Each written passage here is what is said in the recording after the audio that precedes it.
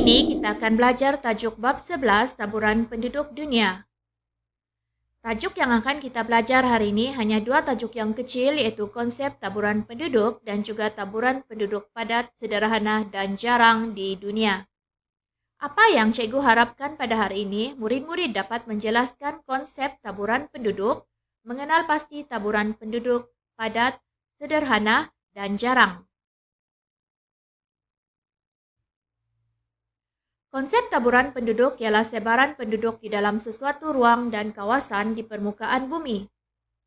Taburan penduduk ini terbahagi kepada tiga, iaitu jarang, penduduk sederhana, dan juga penduduk padat. Penduduk jarang boleh dikategorikan sebagai penduduk kurang 50 orang sekilometer persegi. Penduduk sederhana pula ialah penduduk kurang 50 hingga 200 orang sekilometer persegi. Manakala penduduk padat pula, penduduk melebihi 200 orang sekilometer persegi.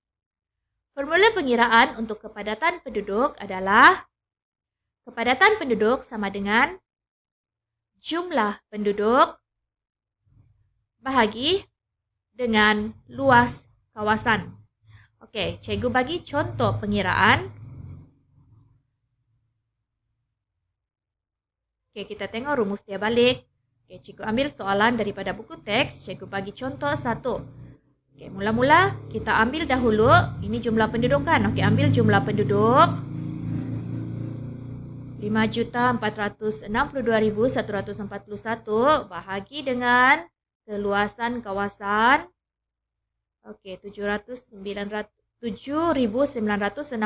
Jadi apabila dia jumlah penduduk bahagi dengan luas kawasan, kepadatan penduduk akan kita perolehi iaitu 686.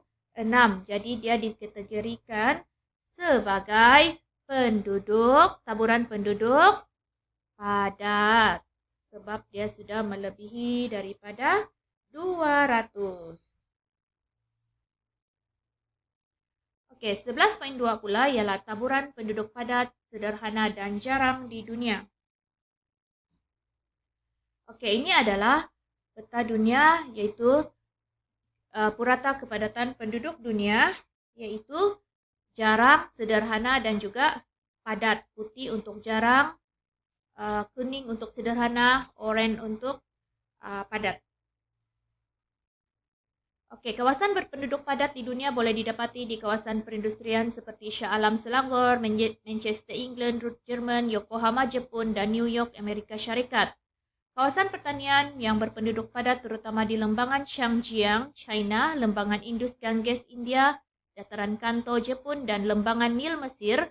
Kawasan bandar-bandar utama seperti Tokyo, Jepun, Paris, Prancis, Hong Kong dan Jakarta di Indonesia. Itu bagi penduduk padat yang berwarna oranye tadi. Okey, kita pergi pula kepada kawasan berpenduduk sederhana. Kawasan yang berpenduduk sederhana boleh didapati di dataran tinggi Korat, Thailand dan di Mount Paupah, Myanmar. Penduduk sederhana terdapat di kawasan pertanian dan penternakan di padang rumput hawa sederhana seperti step Rusia dan prairie Kanada.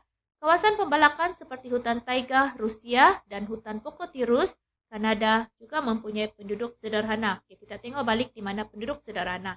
Di kawasan kuning tadi kan cikgu cakap. Okey.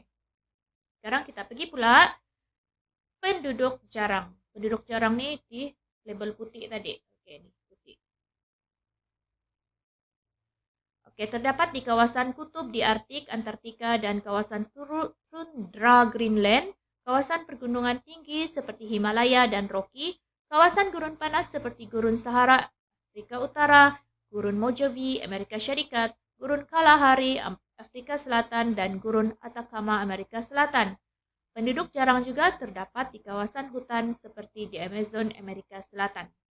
Okey, itu saja yang kita akan belajar hari ini.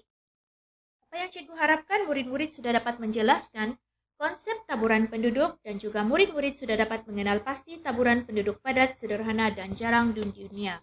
Sekian, terima kasih.